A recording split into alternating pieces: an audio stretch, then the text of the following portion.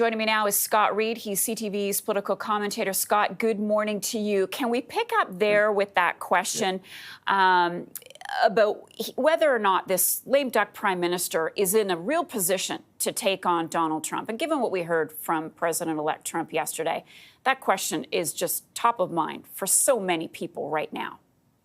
Yeah, you can see all the threads weaving together here with the prime minister having left this decision so late. Now his party is really up against the wall in terms of the selection of a new leader. How do they conduct that race? What can the rules be? Then somebody's going to have to face not only Trump, but also the Canadian electorate almost immediately. And then, as you're pointing out, Donald Trump is on our doorstep. He's not even waiting for inauguration, talking belligerently, almost insanely, frankly. I mean, if it were anybody other than Donald Trump, this would be the most startling foreign policy development in a century, talking about annexing Canada and talking about it not just grandiosely, not just determinedly, but, you know, with real bullying determination. So I think the answer to the question is kind of twofold. One, yes, it would be better to have a stronger political situation domestically where we can present an even more forceful response.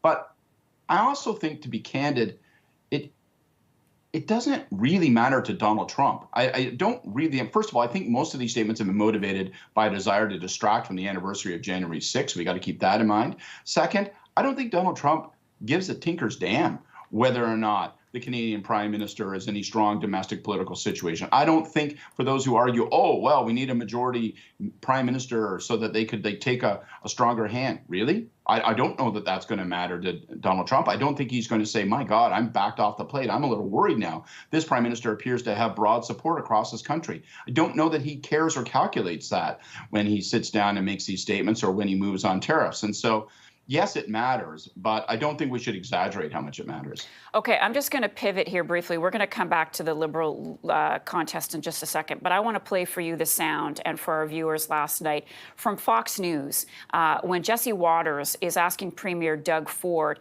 about why Canada wouldn't want to become part of the United States. Here's that exchange.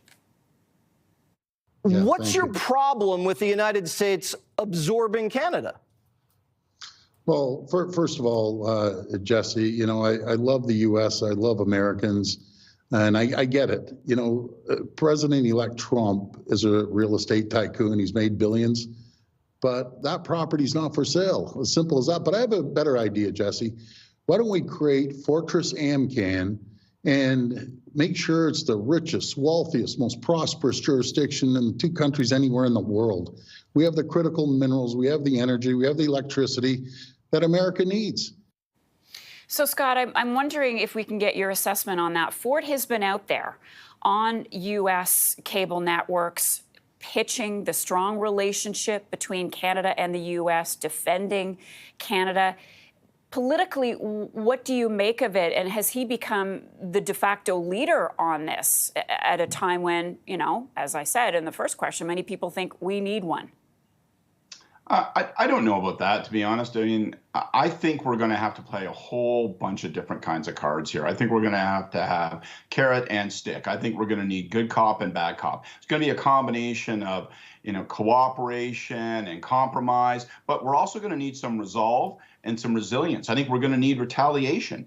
I think, you know, the truth of the matter is dealing with Donald Trump is going to be a complicated process. If you stand up to him too greatly, well, then he's angered and he's targeted. If you lay down, he treats you like a doormat and walks over you. He doesn't respect you. So it's an unbelievably complicated and tricky diplomatic and economic challenge that the country faces.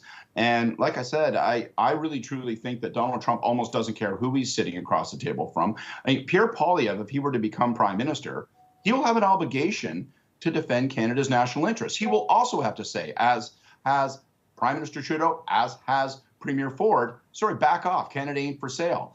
And so, you know, as soon as someone does that, tells Donald Trump something he doesn't want to hear, well, he's going to consider them an opponent. That's just the world in which we are going to live for the next number of months. And we're going to have to figure out how to navigate it, how to make certain that domestic political pressure is exerted on Donald Trump such that he feels pain. Pain is the only thing this guy's going to respond to. He'll be as bullying and belligerent as he can until he can't. We have to find a way to put him in a headlock. That's the only way we get out of this. All right, circling back to the Liberal leadership race, do you think we'll find out the rules today after caucus meets? And then at that point, would we find out who is interested officially?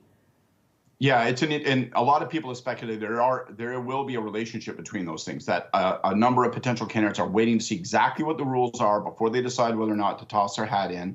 I hope that the rules will be readied. I mean, the national executive, the board, they've had 3 weeks. The rest of us have been watching and speculating as to whether the prime minister would step down.